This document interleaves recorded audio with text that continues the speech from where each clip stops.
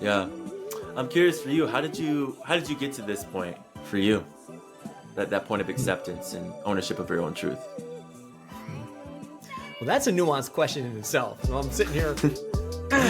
I'll give you the medium version of this. Well, it's like we might need to clear the whole day out for that one. Maybe a part two.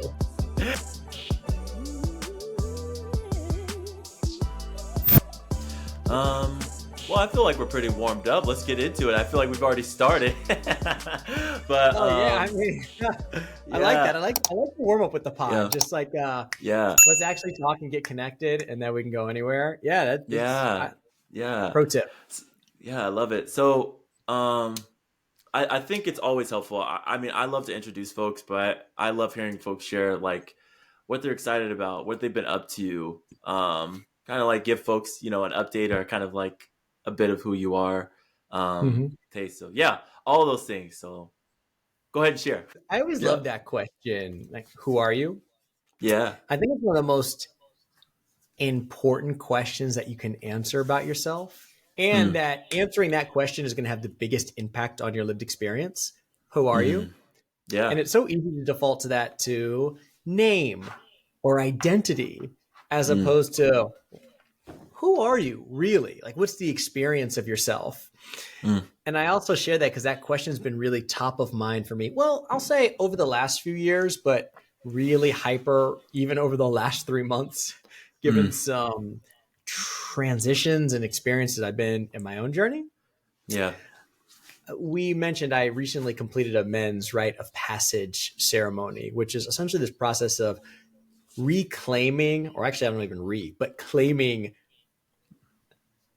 the experience of the man that I want to be. I actually came up with a power statement during that I'll share here that is representative of who I am.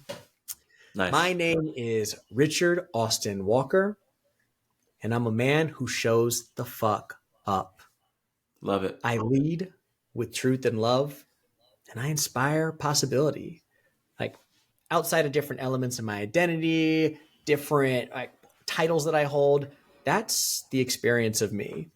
And I love the distinction also of fuck that's in there, because in general purpose, that's a profanity. But for me, I almost see it in like a divine sense, where it's a representation of my edge and a part of myself that I generally don't share in other spaces, because I've learned that, I don't know if I'll be liked or accepted if all of me is into the space. So I actually really have a lot of reverence in being able to introduce the experience of myself like that. And even just to put a little bit more planks around it, like a man who shows the fuck up, I think it's such a powerful distinction. Just to look in life was like, where are you showing up? Like, all right, present, I'm here, versus where are you really bringing all of you? And it goes back to that point. Well, it's hard to bring something that you're not connected to what that is, or the experience of yourself that you're really standing for. Yep. And I think this is especially true for men of color. And for me, it's a representation of truly bringing and allowing all of me to be seen and experienced in instances. It's not to say in any given moment, I have to give all of me, but it's available should I choose it. Yeah. It's bringing my leadership. It's bringing my love. It's bringing my presence. It's bringing my openness, my generosity, my partnership. So that's who I am. The thing that I do, right? I'm a coach. I'm a facilitator. I lead men's work. And what really excites me right now is even just a clear refinement of where I want to serve my purpose.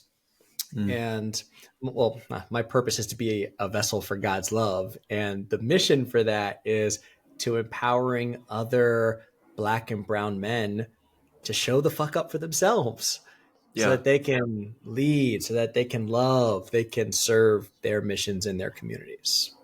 Yeah, I love that.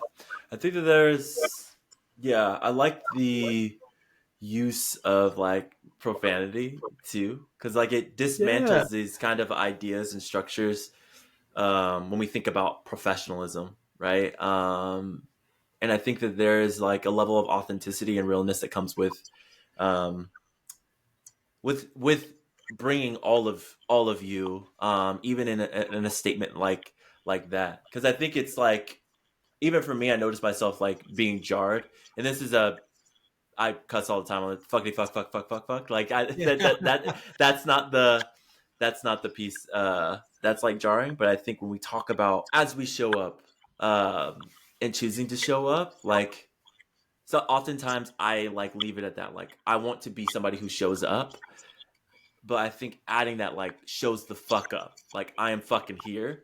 I think that adds an element of like assertiveness that Mm. previously I would be, probably 3 or 4 years ago, I'd be so hesitant to do.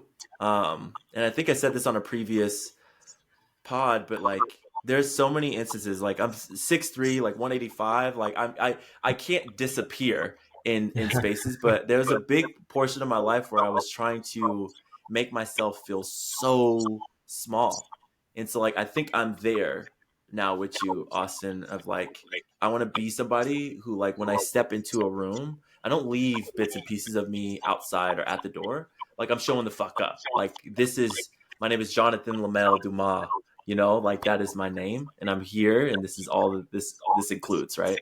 um yeah, so I That's yeah, love that, powerful. like that statement, bro. That's super powerful. I love it. Yeah, well, there's a couple of even elements from there. I mean, even just considering one for like, there's an impact to showing the fuck up, Yeah. and there's an impact to just showing up. Mm. And it's something that's been really in my space, even just coming off of, I was in a romantic relationship that recently came to a close in the past few months. This was a lot of catalyst to answering this question. As I've, well, one, just even a sidebar, romantic relationships are such a powerful clearing to actually see, like, are you in integrity with what you claim to be? Mm. And even realizing in myself, there's an impact to not bringing it all, to not speaking your truth, to not Mm. having the uncomfortable conversation, to not showing the fuck up. So Mm. I look at it as less of a right or wrong, but can you own the impact of when you don't, and Yes. what happens when you do? Mm. And I think this is even further magnified, at least in my experience. I think you share some resonance with this, particularly when you're growing up in white normative spaces. Showing the fuck up, as a man of Mm. color can be seen as dangerous or edgy, Mm. or will I be accepted for bringing all of me? Mm. And right, I don't want to make wrong any of the experience, because toning myself down in previous iterations of myself served me and supported me for being accepted and being welcomed in specific communities. It's just where I'm at now. I'm not willing to compromise my truth just to be liked or accepted. Yeah. And Yeah. which is again kind of where this fuck thing comes back into, where it's like, ooh, Yeah. like a little edge. It's like, all right, I'm Yeah. cool if, Yeah. like, you don't fuck with me. I'm not for Mm. everybody. And I Yeah. think there's something that's really empowering for me, is being okay with that and owning that. I'm actually not for Mm. everybody. Yeah. And I'm even going to be further connected to the people who do rock with me. And Mm. Mm. that's where I want to play. Yeah. Yeah. And like where I just something you said too is like I'm not for everybody, and I was thinking about this. Like I literally was just thinking about this stuff. Not even a part of our conversation, but I think Let's yesterday go. or something. I have these random deep thoughts, but like I'm not for everybody. Like how I show up, how I am and exist and occupy space. Like in particular, I'm thinking about business, but I do this in my personal life because I don't believe in the personal self, business self person thing anymore. But I think that there is that like it is completely okay if I show up and like do a business presentation or a proposal and somebody's like, you know what, I'm not with this. I don't like this part about this or whatever, and I'm like, that's fine. And I think there's before that would have been devastating to me that like that wasn't accepted. Like it says something about me, but it truly actually doesn't, unless I'm like in the wrong or I'm I need some correction. But like if I do the work to get like a solid community that holds me accountable, that gets me right on track, so on and so forth, right?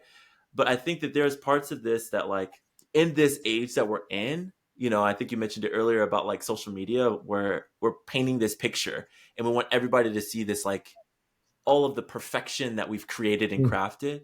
I think there is a difference between showing up authentically and not being somebody's cup of tea, and like actually like stepping into that and like accessing a deeper level of freedom and autonomy and like grace for self and understanding of self and like being completely okay. Because like and going back to the energy thing, like you don't have to waste your energy. And this is not like cutting people off, right? You do have to do that, but it's not like cutting people off. It's like I don't have to be close with everybody. Everybody doesn't have to like me. And those people that like do fuck with me, do rock with me, do want to encourage me, empower me, correct me, hold me accountable, do those deep relationship stuff. That's where I should be actually investing my energy. And it might not be with 15, 30,000 like LinkedIn followers or Instagram followers. It might just be with 10 people in your that are in your corner that are just gonna love the shit out of you. You know what I'm Yep. saying? So I was just Yeah. thinking about that, yeah, and how easy it is when you find people, how easy it is to just like do relationship, even when it gets messy. Like the hard things get are easier than it would be with other people that there's just complete wires that are getting tripped up all the time. Yeah. Well, I think when I hear that, I think of why it's so important to be connected to your truth, because your truth is Mm. different than my truth. And when you Yeah. are connected to your truth, there's a recognition of not everybody's going to be in alignment with that, whether it's a Mm-hmm. business proposal, whether it's a romantic partner, whether it's a Mm. friend, right? Whether it's trying to figure out where you're going to go to eat and not seeing eye to eye with somebody. Yeah. And just being okay with like, actually, I don't even know what's being okay, but being content that you're in alignment with your truth. It doesn't mean that it's not going to feel great for somebody to be like, oh, you're actually not my person. Yeah. But for me, I can rest easy knowing that, right? I'm not going to compromise my truth just to be liked Yeah. by somebody else or to be accepted. So I think Yeah. there's also even nuance into that. It's not to say it's like, oh, well, this person rejected me or I missed this business proposal. Woo, great. Yeah. I mean, in Yeah. some ends, it might be like that because it's all right, great. Well, I'm just one step closer and I can direct my energy to the things that actually are aligned to it. So there's Yeah. feeling of it. And I think the feeling is important too, because like we don't want to just like be numb to things. Like I think it's really important to feel and honor. And it's like even if things like don't feel great for us, but Mm-hmm. again, if you're aligned with like your truth and that's the North Star that you're going, Mm-hmm. more times than not, I think you're going to be really pleased with the results that are generated from that and the people that come to you when you stay connected to whatever truth may be. Yeah. Yeah. I'm curious for you. How did you get to this point for you? That point of acceptance and ownership of your own truth. Well, that's a nuanced question in itself. So I'm sitting here. I'll give you the medium version of this. Well, it's like we might need to clear the whole day out for that one. Maybe a part two. Yeah. I, I, I look at it. I'm 34 years old now, Mm. and I really believe that for basically up until 31 years old, I was living life with my eyes over my eyes. Like I was just out here. I was, Mm. and again, not recklessly or not without purpose. I was goal oriented. I was focused on having a really great corporate career, but I didn't really have a true, I didn't have responsibility for the man that was showing up. Mm. And what I mean by that, the experience of Austin, like Austin was his name and his job title. And so essentially outside of that, there were like I wasn't really connected with it. And it's something that I hadn't really even it sounds so silly even at 31 years old, but hadn't really put conscious thought to looking into like truly what is the experience of me. So a lot of to answer your question started when I began my coach training program, which to this Mm. day is one of the most transformational containers that I've ever been in Mm. because I looked at myself as fixed prior to, I call it my awakening, right? So Mm. February 2020 is like when I had my awakening, which is also Mm. similar to what a lot of people had their awakening was around coronavirus, but another conversation. Yeah. And I looked at myself as fixed before this. If X stimulus comes, then Austin's going to respond a certain way. That's just Mm-hmm. who he is. Whereas now there's a recognition, similar to the Viktor Frankl quote, between um, stimulus and response, there's choice. And in that choice dictates essentially how your life will play out. And just the Mm, recognition that you have the opportunity to choose everything, how you show up, what's the experience of you. The past is not indicative of how things will be in the future.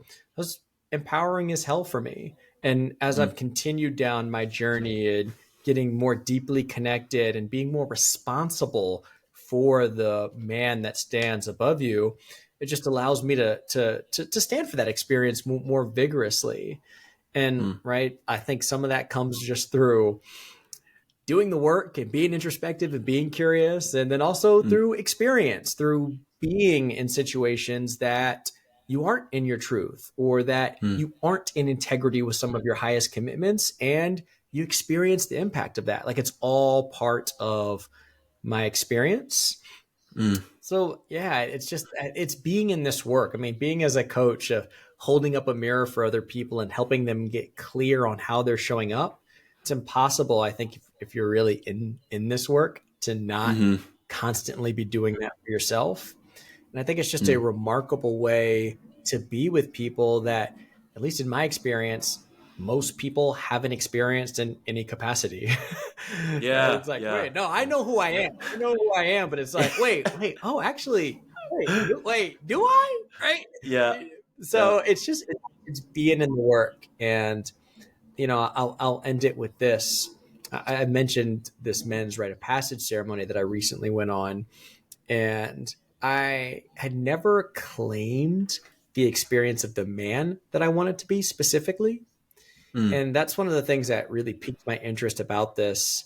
And as you talk about even just the conviction that I talk about this right now, I'm 3 weeks out of this experience. It's completely, I don't know if transformed is the right word, but really reinforced my commitment to who I am. In going mm, through a ceremony where you don't eat for 4 days and for 4 nights, and you're in isolation, where it's all focused on honoring the man that got you to this point, but also mm, recognizing that that man is not the man that you want to occupy your vessel and move forward.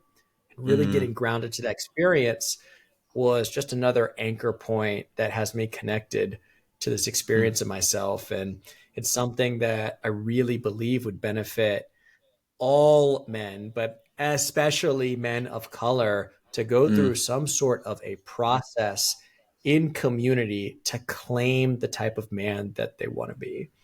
So it's mm, just being in the work and continuing to expand my edges and be more responsible for the complete experience of me, because mm. 85% is just not enough. I'll get some cool results. Don't get me wrong. It'll be Yeah, nice, but it's yeah, actually not the thing that I'm committed to, which is mm, fully in my truth. yeah. Do you want to talk a little bit more about the rite of passage? Because I'm so curious. Like, what? Yeah, Yeah, let's like do it. what? Let's go deep. Yeah, because I feel like I think that there's some obviously there's like community or cultural like rites of passages where like other communities like have those things, right? I think of indigenous Mm-hmm. communities. Um, I think of other like even uh, African communities as well, and in different tribes and stuff like that. So Mm-hmm. I'm curious, like, and even I think about this in like an American Western context where you know black folks don't do stuff like that. Or like the overgeneralized like stereotype, right? Yeah. so Yeah. so I'm curious, but I've always been curious of doing something like that, and I think there's some part of me that's like, I want to do something like this. I need to do something's aching desire. There's a desire for it, right?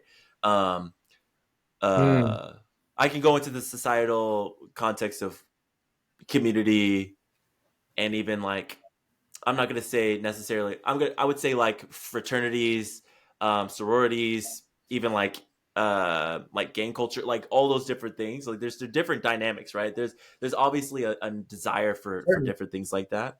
So I'm curious, like, how did you find it? Like, what did it entail? Not as a sales pitch, but like, what drew you to this, particularly in your identities as Mhm. like a um, black dude, black man. Yeah. Yeah. Well, let's even start just by defining what a rite of passage ceremony is. Yeah. And you mentioned it. You're familiar with it from indigenous cultures, different African tribes, even elements of our ancestors. And there Mm, was something that boys did within the eyes of their community to be seen as and recognized as men. mm, So, and when you compare that to Western society, and I'll say this particularly for Black men, we don't really have a ceremony that designates that we're men. For most men in the mm, United States, at least, it's 18, you're a man, or 21, you're a man, congratulations, you can drink. But there's nothing that mm, you truly do in your communities to be recognized as a man. Really, the only mm. thing that I even remotely knew of was, let's say, in the Jewish communities, and they have bar mitzvahs and bar mitzvahs for, Yeah. right, men and women to do it. So Yeah. that was the only thing. So I was really intrigued by this idea of there's actually something that you do to claim your identity as a man. And Mm, in my work, one of the great things about being a coach is that you get connected to these amazing humans who are doing these really brilliant expressions of the work. And mm, I was connected with a man named Jose Alejandro, who has a company called Modern Renaissance Man. And mm, their mission is essentially working with men to embody their truths and be responsible for the men that how they show up in the world. mm, And Jose and his co-founder Voy, they went on their own rite of passage ceremony in 2020, and they had a profound experience. They said, we need to get other people into this work, and mm. specifically more peoples of color. Yeah. Jose is Puerto Rican himself, and I knew Jose given through connection through my coach training program. And he was a Mm, coach that I've built community with over the past few years. And so we were talking about this. And for me, one of the biggest barriers was I don't know anybody else like me or who's a mm. Black person doing this type of work. I mean, we talk about Yeah. going into wilderness. I'm just to the point where redefining, right, what it means to be Black for me, that I am an outdoorsman and I go camping, right? Whereas Mm. before me 30, I was like, nah, that's just Black people don't do that, which is right, Yeah. not accurate, but you Yeah. also have to look at when you don't have access or people in your community aren't doing those type of activities, it's a lot Yeah. harder to feel safe and feel comfortable in doing them. Yep. Yep. And so it's something that has been on my radar. I try to do at least one transformational, edgy, and hopefully outdoor experience a year, some sort of a retreat. Mm, And I was eyeing this one, and I just so happened to, again, be coming out of a romantic relationship earlier this year that really had me looking deeply at, am I in integrity with the man that I claim to be? And also mm, realizing, well, actually, what is that? And so the experience seemed really aligned. And so the experience took place in the Adirondacks, upstate New York. I went with 8 other men, and there were 4 guides. And the experience is essentially split into 3 segments: 2 months of severance, which is getting connected to how did you actually learn how to be a man, right? Let's mm. get into it. What's your birth story look like?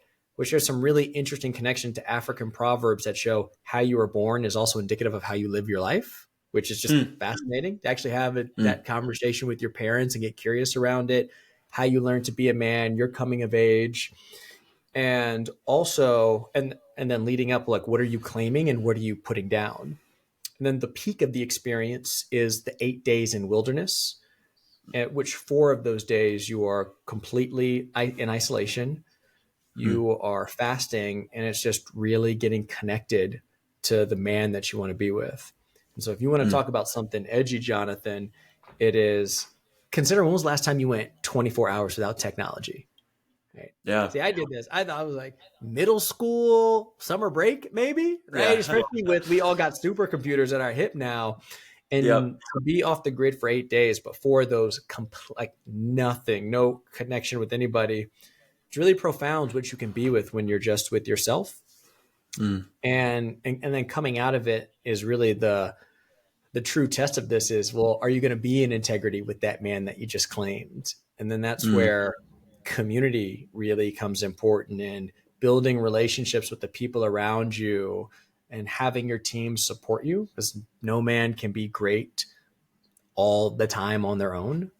mm-hmm. And I'm emphasizing that element of community because especially so in Black and brown communities, one of the barriers that I've even noticed and I've worked through a lot in myself is being able and willing to share all of myself, especially Mm, the areas where I need help, and not having that seen as an area of vulnerability or an area of shame or guilt, so that I can truly receive the type of support that I need.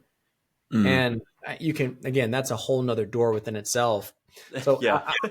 I'll land the plane there around just what the experience was. But if you can Mm, even hear of it, really getting connected to how you learned to be a man, and even in mm, that process, recognizing, wow, a lot of what I've learned is not at all actually how it is that I want to be a man. And mm, then this process of not judging yourself, but honoring that man that got you to this point, mm-hmm. right? But also be willing to put that man to rest and to die, so that the man that you want to be can claim this vessel. It's a profound experience. Yeah. No, that's so dope. So, like, now what does it mean to you to be a man now? Like, after going through that experience, having that time, like, in isolation. Because I've only done isolated stuff like that and just separated myself. I think it was like 6 hours max, and I'm like, it was tough. So I'm Yeah. curious for you, like, Hmm. what does it mean to be a man now to you? Well, that's why I started with my power statement in terms of I'm a man who shows the fuck up. Like, Mm, and I bring and give all of myself. There's a connection to my truth and not compromising that truth because it would be easier to do so, or maybe it's inconvenient to bring all my truth, or maybe I won't be liked or accepted in being in my truth. mm, And I'll share one of the key distinctions for myself that I got from the fasting and the experience was the part of me that I was actually going to rest was the boy in me. mm. And not to say like that boy is completely gone. I almost look at the boys in the passenger seat. He's not driving the car now. But think Yeah. about it. Boys and little kids, they do things because they're fun. They do things because it stimulates them more. It's exciting Mm, without this larger connection to what's the commitment behind it, mm-hmm, right? How does it, am I in integrity with the things that are truly important to me? And so when you talk about the experience of the man that is myself, it's this claiming of the responsibility that integrity to my commitments means something. It's mm, one of the most sacred things to me. Being my truth means something. It matters. It's not some flippant thing. It's not some, oh yeah, I lead with truth or authenticity. No, that's actually a fundamental experience of me. mm, And taking on the responsibility of owning that, I think, is an incredible burden within itself. And then mm, to honor that, because it's something that you got to choose every day, and you mm-hmm, can't do it by yourself. Like, right, it's a you need community. You need it from your partner, your friends, your associates, everyone. And so it's just such this deeper, richer expression of humanity and being mm, 100 with who you are, where you're at in your journey, what you care about, and mm. allowing other people to be with you and support with you on it. As you were sharing that, like closing that out, I was actually, as you were talking, I was just thinking about like that's really hard. Like it's like everything you're talking about, like it's like the level of Yeah. intention that it like takes to ask some of these questions. They seem like easy questions to ask, like, or even not easy questions. That's not the right phrasing.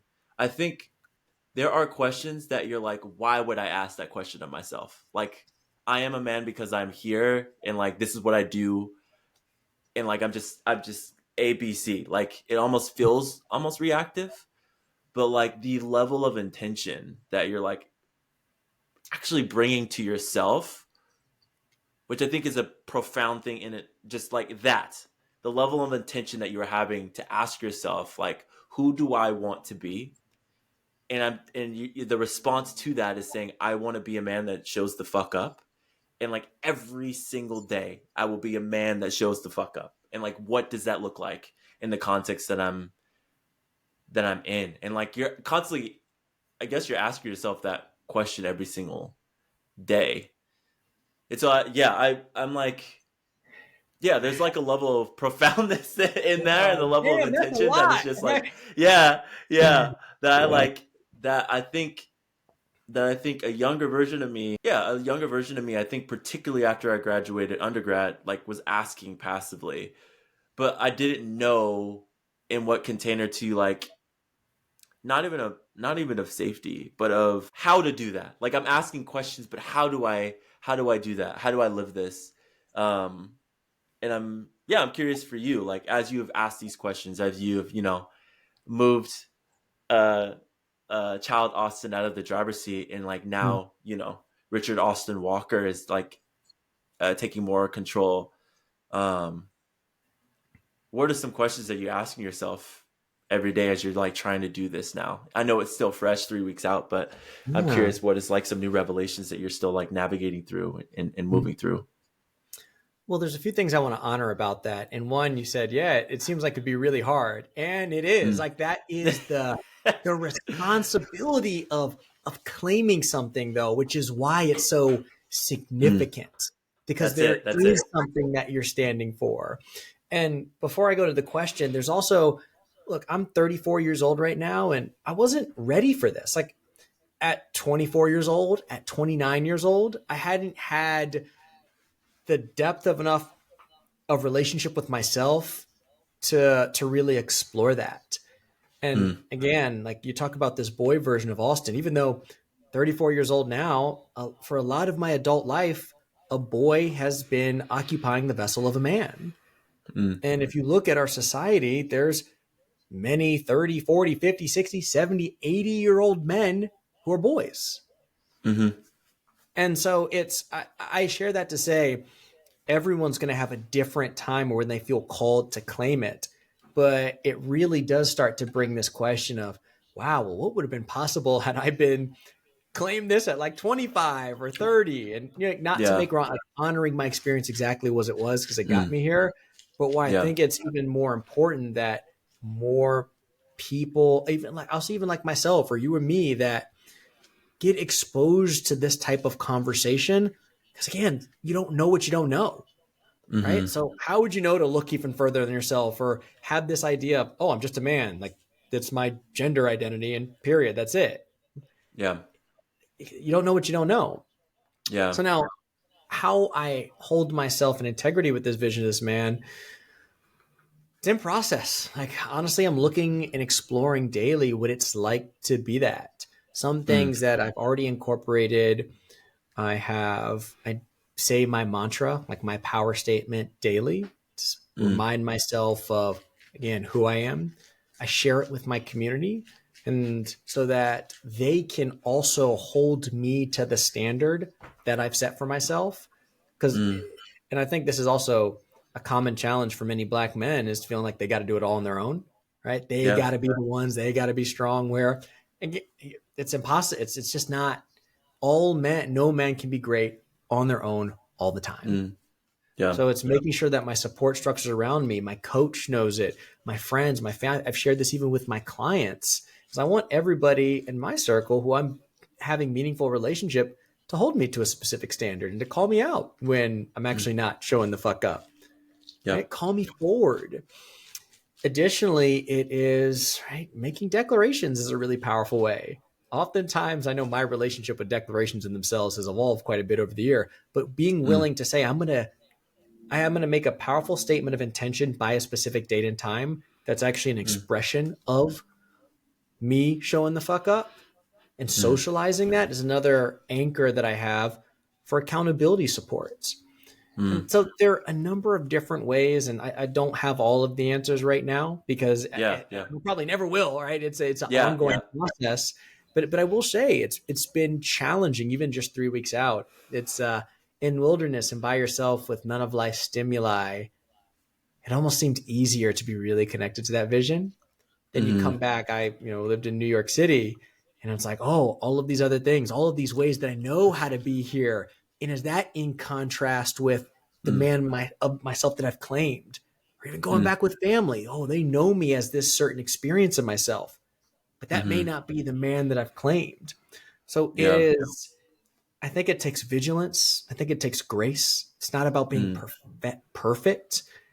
It's just a understanding that, yeah, I'm going to have breakdowns and I'm going to fall, but the thing that I'm playing for is my default is I show the fuck up. And if I fall down, then I'm Mm. just showing up versus where I looked at beforehand as my baseline is, oh, I show up. And then I rise to these moments where I'm here and I show the fuck up, but then my Yeah. baseline is show up. Yeah. So it's very much in process, but it's just Mm. having it constantly top of mind and making sure that my support structures are there to catch me and uphold me to the standard. Yeah.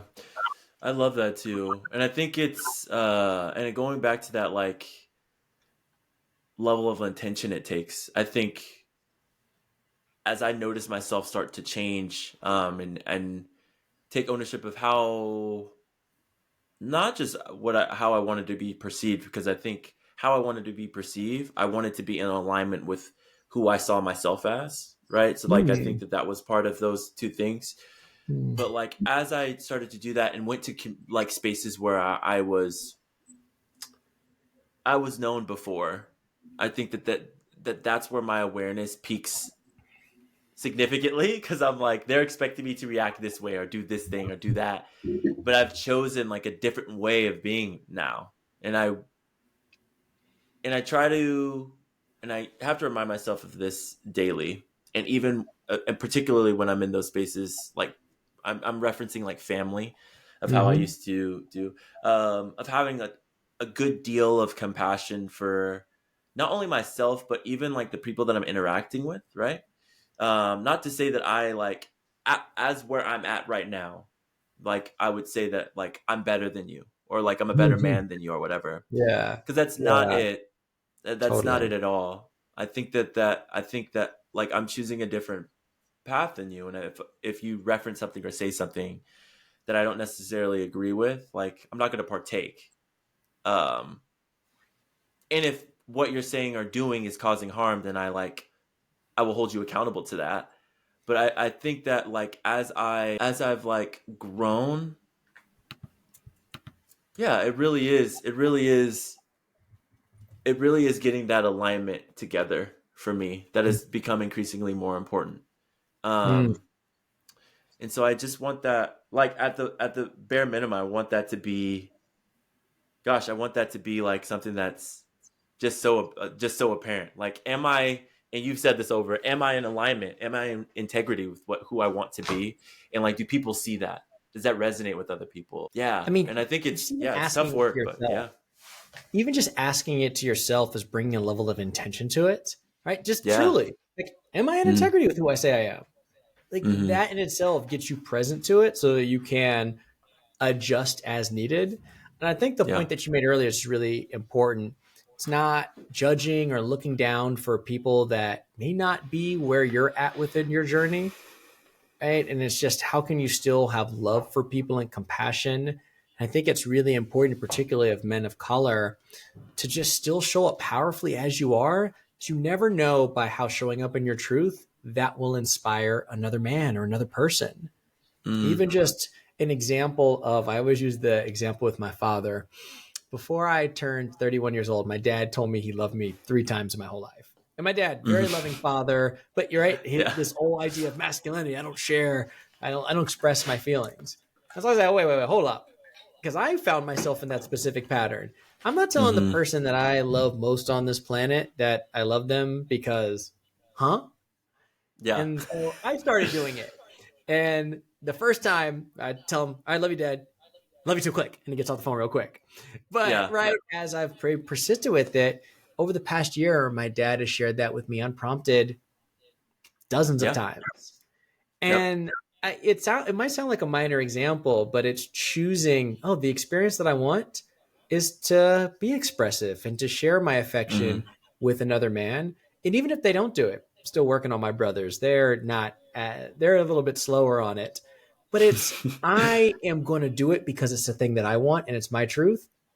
And mm-hmm. it doesn't matter whether you do it or not. I'm doing it because it's Yeah, my truth. And I yeah, just think standing in that, it's impossible to know how that experience will impact other people, which is why mm-hmm. it is so important for uh, all people, but specifically men and men of color, to really look Mm-hmm. at this and own who they want to be and get supported and share and be on a road to embodiment of their truth. Because it Yeah. completely changes the game. How we show up at work, how we show up in our communities, how we love, how we receive love. I mean, so Mm-hmm. many elements are impacted by this. So, I'll get off my soapbox off this, but No. I can talk about this all day, and it's just something that's really calling to me to continue to serve for people that look like you and I. Yeah. No. I agree 100%. Don't mind us. You can stay on your soapbox all you want. Yeah, I all right, think that cool. there is. I think because oftentimes when I was growing up, I was very much the only black person that was in the room, Mm, um, and I think this idea of exceptionalism, that I was the exceptional black, um, their words, not mine, but that there is, and I took that kind of like mentality of not just like in my smarts, but like in my hobbies, the thing that I did, and I had this belief that like I was the only black person that like did that because I just didn't see it, right? And I think when I think about this journey that I'm on now, of like claiming not only who I want to be, but like this but like this truly like loving um black man who like mm, cares about people deeply, um who like I will say I love you, that I will contribute to your campaigns, I will do all the show affection. I'm like, my heart, like my first nature is to nurture and care, mm, right? And I think all people have that ability. It's so like as I lean deeper into that, like more authentically than I ever had before, not pretending, I have been pleasantly surprised to find so many different people that like want to do that, particularly black men. Like I've that other black men that like believe in this, that want this healthier, freer version um, of masculinity, but I think in particular black masculinity, like they exist and they have existed, and like I've just been so thankful, um, and also like not lonely anymore. mm. To be able to see, like I've gone to different events and stuff like that.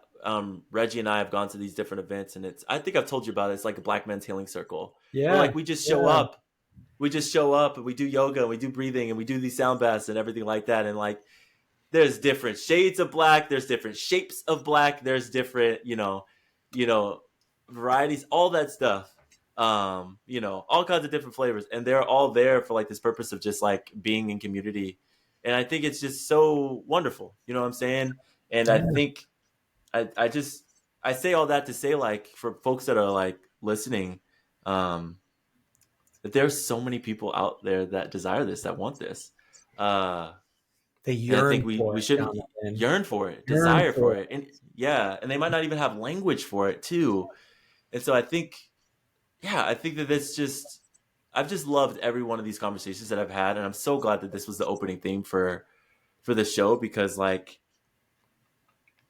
it's like beautiful. Like honestly, it. it's Yeah. beautiful because like I don't think I've had this many direct intentional conversations around black masculinity and the different forms of black masculinity, and folks Mm, seeking like their own like forms of health and wellness, because like the unfortunate reality that we're like looking at for black men in particular, especially when they get past 40, 45, 50, is that like there are higher rates of suicide, there's higher rates of isolation, mental health, physical health. anxiety, Yeah. depression, physical Mhm. health, right? And so when we think about all these elements and how they intersect and react, like it comes to, it sometimes it really does come down to our communities. It comes down to this little resistance of accepting our full humanity, leaning into like affection and joy and all these different, and not withholding our like sadness and grief and all these different things, right? And like leaning into the Yes. full realities and full humanness.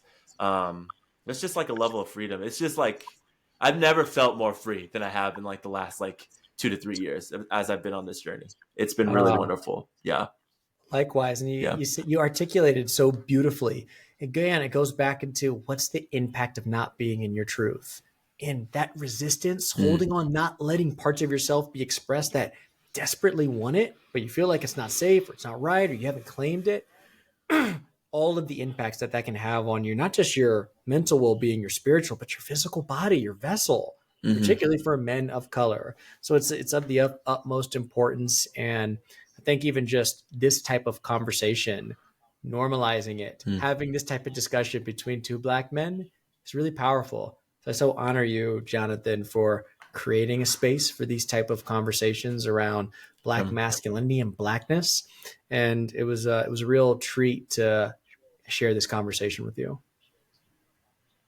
Absolutely. Same, same, same. I really truly appreciate you coming through, Austin. Yeah. I would love for folks to get connect with you like deeper to follow your journey. You post a really great content. And we've had multiple conversations and just like the level of profoundness that we're able to go quickly. I know in like a You go coaching deep quick. relationship, like a coaching container, yeah, would be fantastic for folks to get connected with. So I would love for you to share any and all things you got coming up and how folks can stay connected with you Yeah, moving that's forward. great. Well, first and foremost, if you are a Black and brown man and you have not experienced a coaching conversation before or completely unfamiliar with that, then I highly recommend that you reach out to myself. Jonathan, I know you engage in it. Do yourself the favor just to Mm, experience it. It's hard to empower anything that you don't know what it is. And one of the things that I really make sure to do mm, is create safety for anybody who encounters me, and also creating space about how coaching differs from other wellness modalities. How does it differ from consulting? mm-hmm. How does it differ from therapy? How does it differ from sponsorship or mentorship? So you can actually be really empowered by it and give yourself the Mm, gift to have a powerful coaching conversation. Look at even something like, who are you? You can spend some yep. time and answering that question will have a profound impact on your life. You can, and Jonathan, I'm sure you'll share my information, Yeah, I got you. austinwalkercoaching.com, book some time to connect. Additionally, I feel compelled to share one thing that's really come from me in my rite of passage is creating sacred containers specifically for Black men and BIPOC men of color to be able to Yeah. have similar conversations like this. So I've got two things that I'd like to share. One, I am on the precipice of launching a men's BIPOC virtual weekly call where it's Mm, going to be an hour. It's going to be a space for Black and brown men to talk about different elements of what it's like to be a BIPOC man. Right? What does it mean to be connected to your truth? What does it mean to be a man? And to explore this through the lens of right being a minority, and there's going to be a space for us to be able to share and just receive from community. And mm, secondarily, I have an accountability container. It's called the Real Ones Consortium. And this is a space for men who have claimed who they are and are looking for more rigor, accountability, and awareness in community. It's a small group containers that I run quarterly for 12 weeks. We meet 1 week or once a week to make declarations, get curious about how we're showing up and delivering on our declarations and supporting each other. And each mm. cohort is no more than 10 men. And it's all, again, Black men who are across a diverse range of industries, diverse range of personalities. We're all committed to brotherhood and expansion. And I share those because it's deeply meaningful to me to creating community and spaces where Mm. conversations like this, Jonathan, aren't in isolation, but they're in community. And you can be inspired by what somebody else is up to, inspired by somebody else's vulnerability, inspired by somebody else's truth as we're all on our own respective journeys. I love that. Thanks so much, Austin. And one thing that resonates with me is like healing doesn't happen in isolation. Healing happens in community. And I think that Hello. yeah. And I think we as men have been sold the lie that we have to do a lot of this work alone. And I think, whether that's a one-on-one kind of conversation, working your way up into community or doing a mix of both, having friends, coach, whatever, that you have the ability to do that. I think that there's great avenues to do that. So thanks so much for sharing all of that. Really, really appreciate you coming through, Austin. I'm going to share all of your info in the show notes. But this was an absolute blast. Thank you so much for coming through. Yeah, looking forward to another time, another conversation, Jonathan. Thank you. Absolutely. All right, y'all. Peace. We out.